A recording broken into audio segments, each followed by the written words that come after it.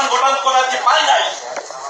আমরা এই আন্দোলনের কারণে আমরা পে কমিশন এই সরকার আমরা গঠন করেছি, এখনো আমাদের বিরুদ্ধে ষড়যন্ত্র থেমে নেই।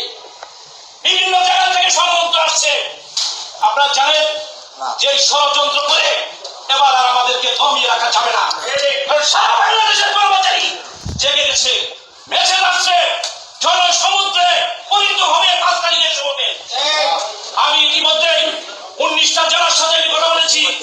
আপনাদের মিটিং চলাকালীন সময় গাজীপুর থেকে আমাকে ফোন দিয়েছে, ওনারা বলেছে আমরা গাড়ি পাচ্ছি না, আমার 200 লোকের উপরে গাজীপুর থেকে আসবে, শুধু একমাত্র ডুয়েল থেকে আমাদের ডুয়েল থেকেই চাচ্ছে 100-র উপরে আসার জন্য। কুড়িগ্রাম থেকে লোক রেডি হয়ে গেছে, আমি মেসেজ দেই নাই, আমি ব্যানার পাঠাই নাই, আমি চিঠি পাঠাই নাই, ওনারা অলরেডি আপনার নেমে গিয়েছে। আমরা বলছেন এটা আপনারা দ্রুত সিদ্ধান্ত নেন, আমরা প্রস্তুত হচ্ছি আসার জন্য। আমরা বাংলাদেশ সরকারি কর্মচারী সমিতি জনাব রফিকুল আলম ভাইয়ের নেতৃত্বে এবং